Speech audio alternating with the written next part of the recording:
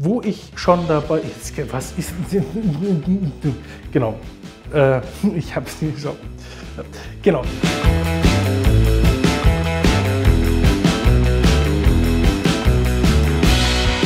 Hallo und herzlich willkommen zu einem neuen Produkt-Review auf dem YouTube-Kanal vom Pomadeshop. Ich bin der Max und ich stelle euch heute das Texture Clay von Damon Barber vor. Einige von euch werden das bestimmt kennen, beziehungsweise auch die Marke Damon Barber kommt aus London, machen, finde ich, vor allem der Titel lässt es schon erahnen, relativ hochwertige Produkte. Finde ich insgesamt ganz lässig, hatte aber bisher so das Ding, dass da noch nicht das Produkt für mich dabei war. Jetzt ist es aber so, dass ich das Texture Clay jetzt mal ausprobiert habe vor kurzem. Ihr wisst das, einfach mal so durchtesten, was wir alles da haben. Und da muss ich sagen, da habe ich so einen kleinen Schatz für mich entdeckt. Und zwar ist das Texture Clay im Grunde genommen eine UVB, also ein unorthodox wasserbasiertes Produkt.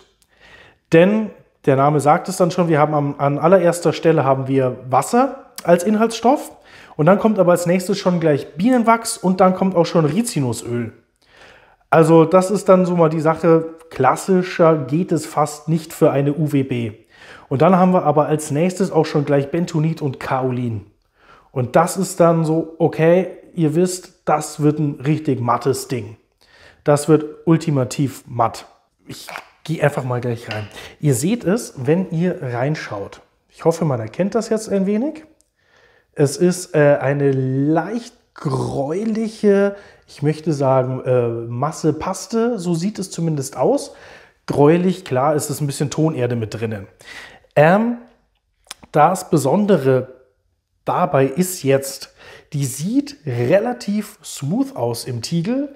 Man braucht aber dann doch schon ein bisschen mehr Druck, um sie rauszubekommen. Einfach ob dem Bienenwachs vor allem, das da mit drinnen ist, weil das dann am Ende den guten, wirklich festen Halt gibt, muss man sagen. Duft ist eher dezent.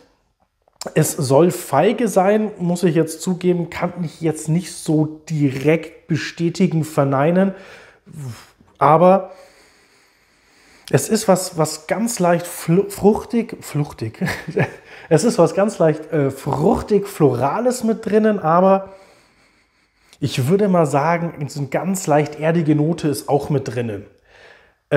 Spielt aber, um ehrlich zu sein, letzten Endes gar keine so große Rolle, weil der Duft so dezent ist, dass er den Tag über nur ganz, ganz leicht wahrnehmbar ist. Was ja ab und zu auch mal ganz nett ist, nicht immer nur eine Duftbombe in den Haaren zu haben.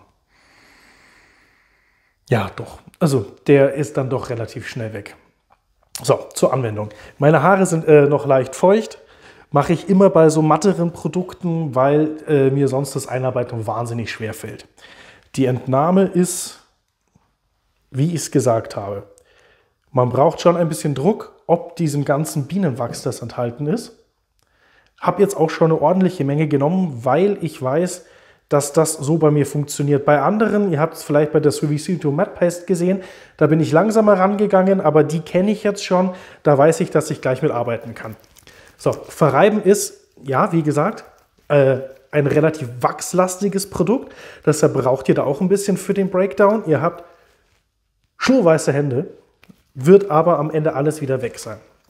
So, dann schön rein in die Haare, das ist dann jetzt, ja, wie bei jedem anderen ähnlichen Produkt einfach, man merkt, es gibt gleich ein bisschen Gas, wird gleich ein bisschen fester und die weißen Stellen sind auch schon alle weg.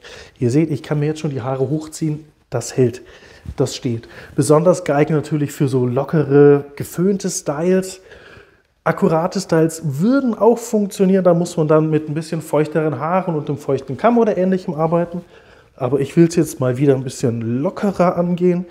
Könnte an sich auch der lockere Slickback würde damit auch super funktionieren, denn ihr habt den nötigen Halt, könnt aber gegebenenfalls noch mal ein bisschen durchgehen, denn sie zieht zwar an, wird auch trockener im Haar, aber eine gewisse Flexibilität bleibt euch auf jeden Fall erhalten, das schon.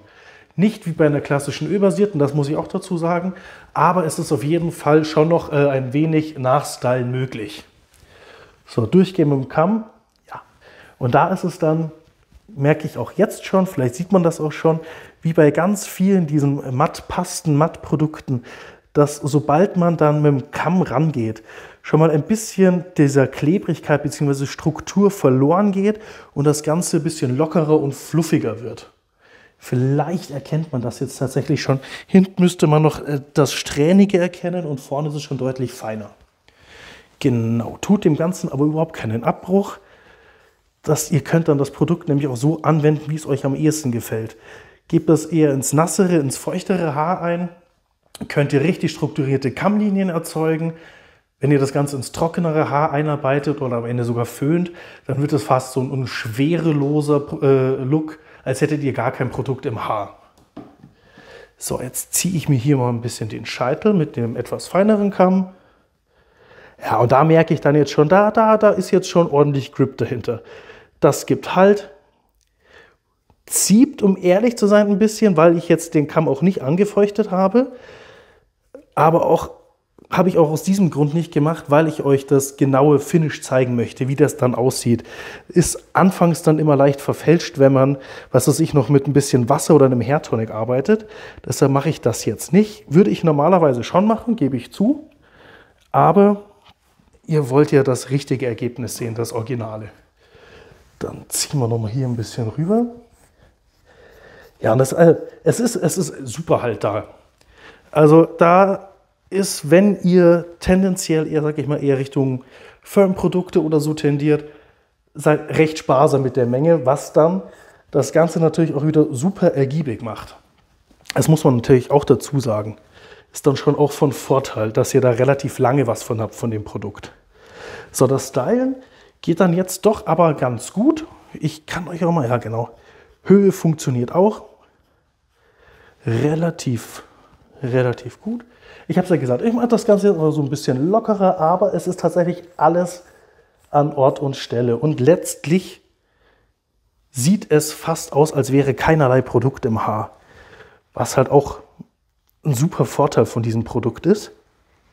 So, denn gerade so schwerelose und diese lockeren, fluffigen, messy Styles, die sind natürlich viel,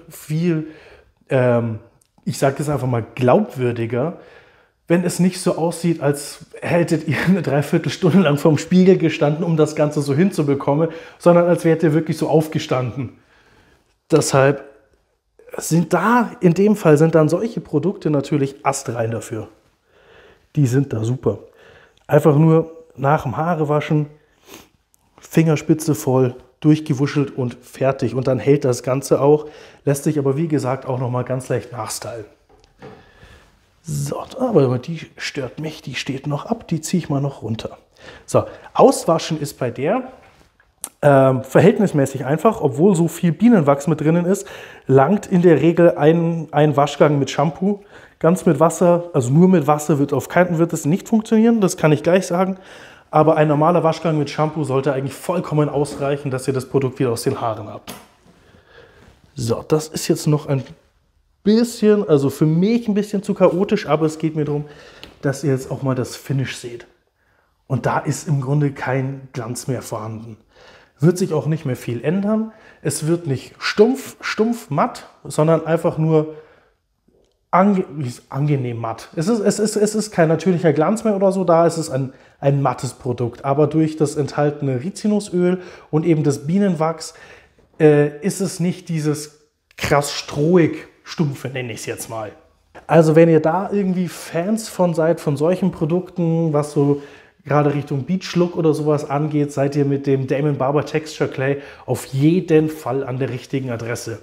Genau, also für Beach Looks oder sowas in die Richtung optimal geeignet. Und das Tolle ist halt, dass das eben auch noch durch Rizinusöl und Bienenwachs unter anderem noch eine super Pflegewirkung eben hat und die Haare nicht zu sehr austrocknet und strohig macht. Deshalb kann ich das jedem, der Fan von diesen Looks ist, von solchen Produkten, dem kann ich es nur ans Herz legen, auch einfach mal das Damon Barber Texture Clay auszuprobieren. Genau, mich hat es tatsächlich überzeugt. Ich habe es mir inzwischen auch geholt, steht bei mir auch daheim in der Sammlung. Das war es jetzt erstmal von mir. Ich finde es schön, dass ihr eingeschaltet habt. Fände es richtig cool, wenn ihr den Kanal abonniert, falls ihr das noch nicht gemacht habt. Und auch wenn ihr uns auf unseren Social-Media-Kanälen auf Instagram und Facebook folgt. Ihr findet alle Infos, auch unsere Kontaktdaten zum Kundenservice, findet ihr alles unten in der Infobox. Dann sage ich Dankeschön fürs Zuschauen. Ciao, Servus, euer Max.